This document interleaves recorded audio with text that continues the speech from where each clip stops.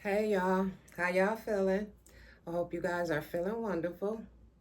Listen, y'all, my grandson done lost my keys to my car, my house, my everything. Okay, I feel like I've been violated, like somebody stole something from me, broke in my house or something. I don't lose my keys or anything. Thank God I do have extra keys to everything, but still.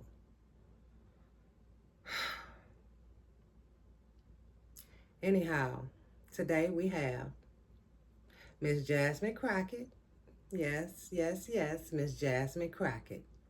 She has received the national co-chair for the Vice President Harris. She will be speaking on what she hopes for the Dems. Okay, she'll also speak on policies and the fight for the 2025 election. Okay, well, it's 2024, but you know what I'm saying. For the 2024 November. Let me say that right before I get it in the comments. For November, okay? And the work she's put in for the people, all people, okay? Let's get into it. Congresswoman, you just got named national co-chair for the Harris Walls campaign. Yeah. You're a freshman member of Congress. Yeah. What do you hope to do in this new role? I hope to, number one, bring just a different perspective, right? And I think that's the great thing about this campaign is that they are listening to everyone. You see that they're reaching out across the aisle. They're bringing in Republicans, they're bringing in independents, as well as Democrats.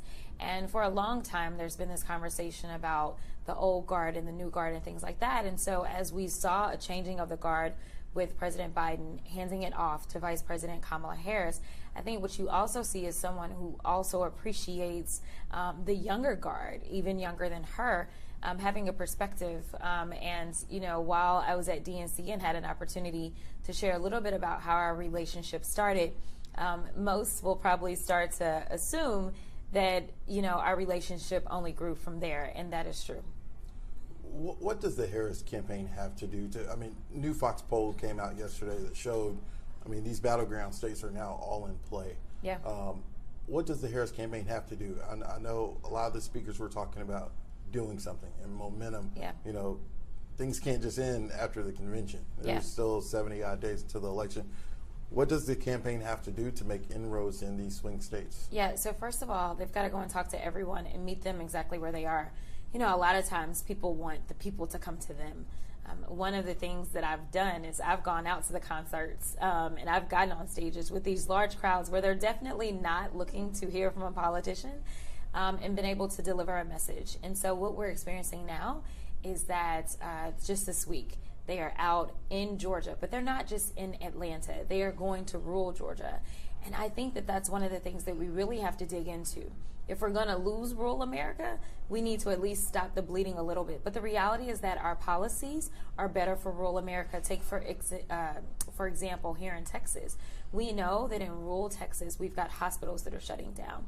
That's because the Republican-led House, Senate, and the governor refused to expand upon Medicaid, therefore depleting these hospitals of the resources that they need to stay open. Why is it that your life expectancy in rural Texas should be lessened than what it is in urban Texas? It is because of the policies that they're pushing forward with. In addition to the fact that we expanded upon things such as broadband. Broadband means that if you can't go into that doctor's office because you don't have as many doctors in rural Texas, guess what? Now you can hopefully access them on your cell phone. Or, you know, I lived in East Texas, so I know what it's like, where you're relying upon, say, the international plant or international paper plant, or you're relying upon the chicken plant and things like that. And every time there's a threat, or the tire plant, a threat to shut one of those down, it literally can decimate the economy. But with us expanding upon broadband, and this was something that Democrats did, this now means that you can too work from home. And things such as the Farm Bill. So we have an actual message. It's just a matter of we've not actually gone in to inform rural America of the fact that we are fighting for you. We don't just decide to get into office and govern only for a specific segment.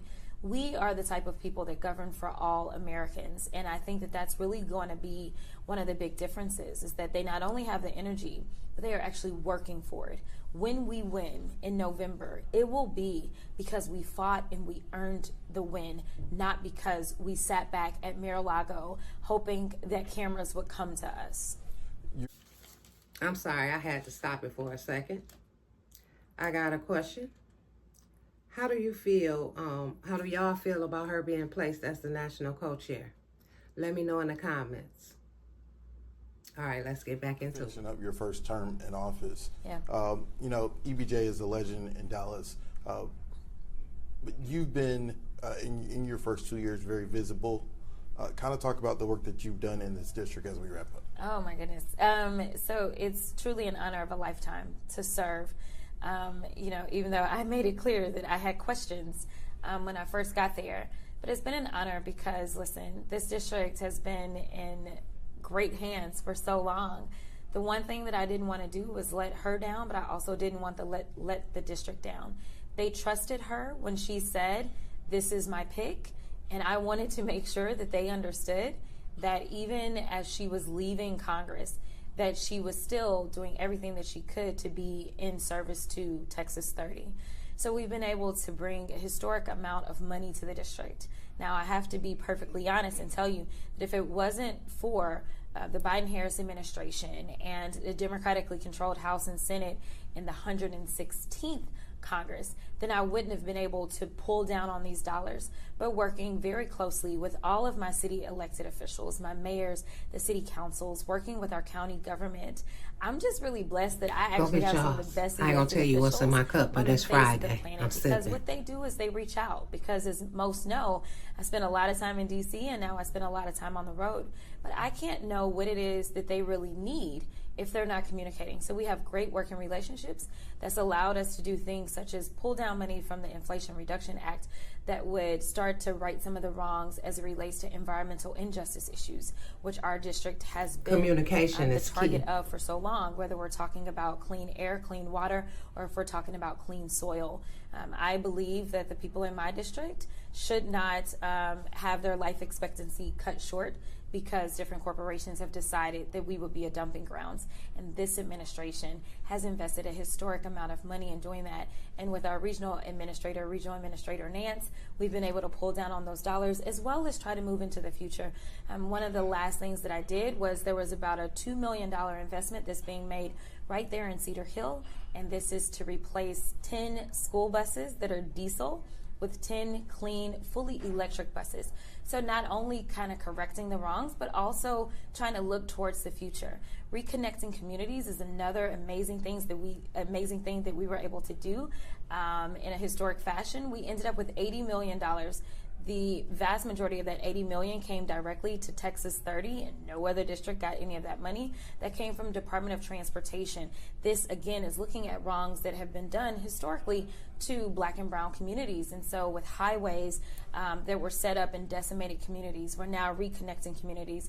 And so it was amazing to have Secretary Pete Buttigieg come in. But that was one of the third largest grants that was given out in the entire country, and it came right here to Texas 30. The final thing that I'll say about something historic that we've been able to do is ARPA-H. And so as we saw what happened in COVID-19 and the fact that we were behind the gun instead of being ahead of it, this administration wants to make sure that we stay ahead of whatever threats are looming, bio or otherwise. And so there were 3 facilities that were authorized, multi-billion-dollar facilities. 2 of those facilities went into blue states. The third one came not only to Texas, but it came to Texas 30, and it is the Customer Experience Hub. This means that as we are doing trials, they will be more diverse because we're bringing the trials to the diverse space instead of always kind of putting the trials wherever and hoping diversity will show up. So it's amazing. Now, that's one of those things that will fly under the radar because it will take years before people truly understand the impact. But I felt like it was really important. We're talking about more jobs, and we're also talking about a little bit more access to healthcare in the form of hopefully participating in some trials.